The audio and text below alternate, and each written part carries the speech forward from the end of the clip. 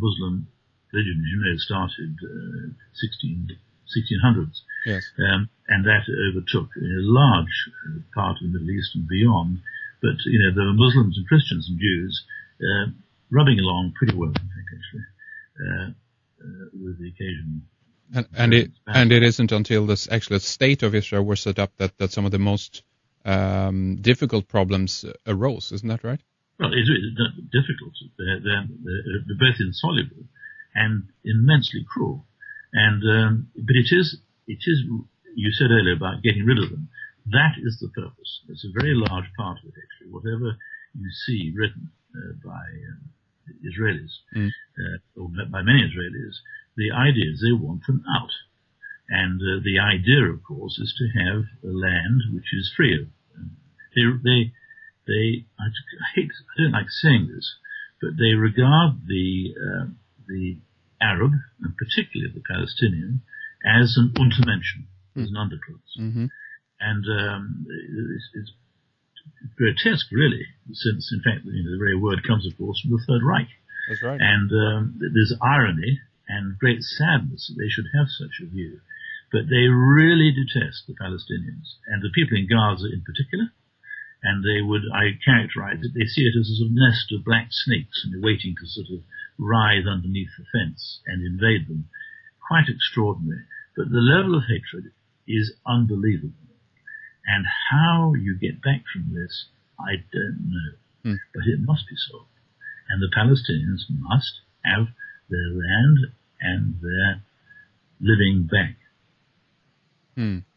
Well, as you say, I mean, it's a question that people have dealt with for years now, as it were, obviously for decades, and it's so difficult to try to unravel it, and as you say, and I mean, you take it right back to the root of this thing. You take it back to the Zionist organizations. You take it back to Theodor Herzl, and I think that also that's where it has to be.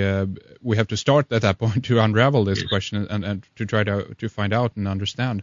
And there's other things going on as well. Of course, we have this wall now that they've been building on. I don't know if it even is completed yet or not, but they've been building on it since, 2000 or even before maybe? The Green Line, they call it, right? I think it started about 2002. Right. There's all sorts of things to that. One of the fellows that supplies the cement, makes a lot of money out of it, is Korea, who's one of Palestinian Authority ministers. That sort of thing is, I'm afraid, is another facet of what is going on there. The wall is a moral abomination. It isn't complete yet. It will be 750 kilometers long, I think. And yet the Green Line, as it's called, the Armistice Line in 1967, is, I think, something like 400 kilometers. So you can see it is going in and out like a snake in order to include partly Zionist settlements and also partly to include 25,000 dunams, that's quarter of an acre a dunam, of some of the best West Bank land that Palestinians depend on for their living. And of course it also, this is the most important thing of all, it also cuts into the West Bank so they gain control of the aquifers of the West Bank. This is the most critical part of the whole exercise. So it's not to do with security, they say it is. It's to do with land and the control of water. Yes, and when you say water, you mean the fresh water as well, don't you? Because that has been a question that has come up for me in the recent years, that the real important asset there as well is the access to fresh water, and if you cut that off from the Palestinian people, well, it doesn't take much to figure out what the result of that is going to be. Well, the good example, there's some so-called camps, these are refugee concentrations around Bethlehem. One of them I know very well, not Tahesha, Aida camp. And they have water rationing. They may have water turned on for a day in a fortnight. The general rule is that the Israelis, the Zionists, use about 5 times as much water per head as the Palestinians. And the Palestinians pay 4 times more for that water. How about that? Yeah. But the aquifers are almost all, the 2 main aquifers are under the West Bank. There's an aquifer under Gaza, but it only supplies they need about twice as much water that is available to them. Yeah. Right. So, okay, let's move on a little bit and talk a little bit about the incidents that you had on the Dignity. First, maybe you can just tell us, did you raise money for this yourself, or did someone else help you along? How did that come about, this trip that you took back in 2008, December? All my trips I paid for. Our charity is quite small. It has about £35,000 per year. So I paid for my air flights and other things. And soon I, in fact, gladly contributed a good amount.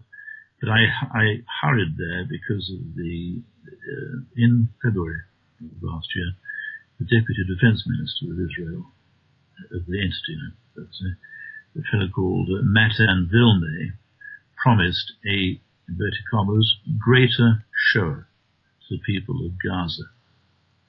This means, Shoah means Holocaust. Mm-hmm. You imagine that coming from a member, an entity, that had suffered greatly from industrial killing in the Third Reich. Extraordinary. He was in fact called to book by some of the other ministers, but he meant it. And they negotiated a truce via the Egyptians with Hamas to stop these handmade rockets, the Qassam rockets, which have killed about 13 people since 2000. And that truce started in mid-June of last year. At the same time, it's been shown, they're quite open about some of these things, they started planning to invade Gaza. So they agree a truce. The Qassam rockets virtually stopped, apart from a few renegade groups, in fact, fired sporadic rockets. And that goes on, in fact, that so-called truce, but they keep very tight control of the borders, beginning to make life very difficult. And the malnutrition of some of the children in Gaza continues. They go on shooting at fishermen and abducting some of them. And they go on assassinating Hamas seniors, using particularly their unmanned aerial vehicles, using thermobaric missiles. Yes. So that goes on in spite of a so-called truce. And they invade Gaza on the 4th of November of last year, kill 6 Palestinians, armor, Apache helicopters times 6, and the whole thing, in fact, actually is being worked up for the invasion, which started on the 27th of December. Yes. And as you know, within the first quarter of an hour, over 200 people were killed. It was a massacre. Over 100 policemen who were passing out were killed as well. I saw it happening, and I wanted to join them. And I joined the boat that Free Gaza was sending, had arranged to sail on the 29th of December. Shall I go on? Yes, please continue. Okay, I hope I'm not boring you. No, absolutely not. Please continue. Well, I flew to Larnaca at 24 hours' notice, joined there by a lovely American lady, Cynthia McKinney, who'd come over from America at 24 hours' notice. Right. And altogether, 16 of us were on the boat. That was the master and mate, a British master, Greek mate. And we went off in the dark on on the 29th, pretty stiff sea, and I vomited quite quickly. Really? The next 8 hours. Well, it was a fast motor yacht with 2 very powerful diesels down below. And at about 5 o'clock, searchlights appeared astern. I knew what they were because I'd seen these down boats off the Gaza coast, harassing the fishermen at night with their searchlights and sometimes with bullets and what have you. And anyway, they played around us, came abreast, went ahead, fell astern for about half an hour. I saw a tracer go up in an ellipse, firing it vertically. Not at us. There's flares. Now, I thought it went dark for about 5 minutes, but I'm told that there was one of the gunboats was playing its searchlight on our port hull, and on the left hull, just for people who are used to boats. Right. And anyway, suddenly there was the most almighty crash at the bow, and then another one, just opposite from where I was sitting in the saloon on the port beam. Big crash there. I thought the boat was breaking up. The bow dipped. I thought we'd sink. Other people did as well. The master shouted, "We've been rammed." There'd been no conversation over the radio, not a word at all. And we then, in fact, deployed the life vests. But there was quite a high sea, like a 10-foot sea, wind of about 4 to 5 Beaufort sort of scale. And it was dark. We were 53 miles off the Israeli coast, we were told. Anyway, the boat didn't sink, thank goodness. But the gunboat master, for the first time, one of the captains, then said to our master, "You're involved with terrorism." He talked about subversion. And his third threat was to shoot, apparently. I didn't hear this. It was up in the wheelhouse. The wheelhouse was badly smashed. All the glass was smashed. The wheel was intact. Communication equipment was mostly broken apart from the radio. It was a hell of a gash, if you've seen the photographs. And he then, in fact, directed that we should not sail to Gaza, go on steaming to Gaza, and he wouldn't allow our master to go to El Arish, which is south of Gaza, the Egyptian port. He said that we should return to Larnaca. We didn't have enough diesel. Of course, the boat was badly damaged. If we had a stiff northerly wind, as it was actually, in fact, shipped a lot of water. So anyway, we went to the northerly course. We went into Lebanon, into Sur, or Tar, as it's called. These damnable, murderous Israelis stayed well astern, about 2 miles astern. And then after we came up level with the Lebanese territory, then a very large United Nations ship took us under its wing, and eventually a Lebanese army boat took us into the port, where we had a tremendous rapturous reception from all the fishermen and people on the dock and what have you, which was interesting. It was a very, very strange experience. I wanted to be with my sisters and brothers, offer my services for what they're worth, age 68, as a surgeon, trauma and orthopedic surgeon, and my colleagues in Gaza. I wanted to represent the charity and simply to stand with them in their torment. And I've been prevented from that. Yeah. And I tried to get the 3 tons of supplies down to Gaza in our boat. We were carrying, I should say that, we were carrying supplies. There were 16 of us in the boat, a lot of mostly free Gaza people. I approached the British Embassy. They phoned the Foreign Office. Disinterest. To use their words, they could not support, these are the words, ad hoc humanitarian projects. That was it. All right, really? Yeah, so, ad hoc. So, it's an ad hoc. I can't believe it is.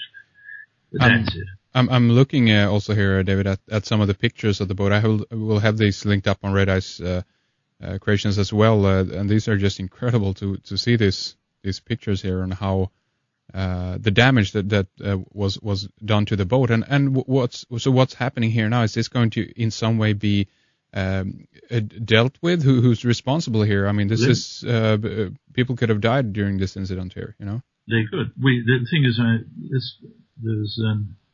let me say quickly that if it was what they call a GRP hull, glass reinforced plastic hull, which most modern motor yachts are, it would have shattered. We'd have had a hole in the bow, and we'd have sunk like a stone. The Detroit diesel engines are 840 horsepower. They'd be very weighty. We'd have gone down like a stone. And I'll be blunt about this. I think a lot of people would have drowned anyway. I had heavy clothing on. I think life vests would have been useless.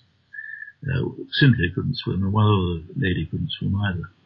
But I think that if there was anyone surviving, the gunboats would have run us down. They're very powerful boats who do up to 50 knots. The reason why I say that is that why did he ram us? He ram us to warn us? Of course he did. It's a hell of a gash in the boat. If it was a GRP hull, it would have, as I say, shattered and we would have sunk. There were several reasons. They didn't want voices. There were some Al Jazeera people with us, and also CNN. In fact, the CNN man was excellent. He transmitted messages back, as just after the ramming. They didn't want that to happen. They resent outsiders helping Palestinians. And Cynthia McKinney is a very vocal opponent of Zionism in Israel.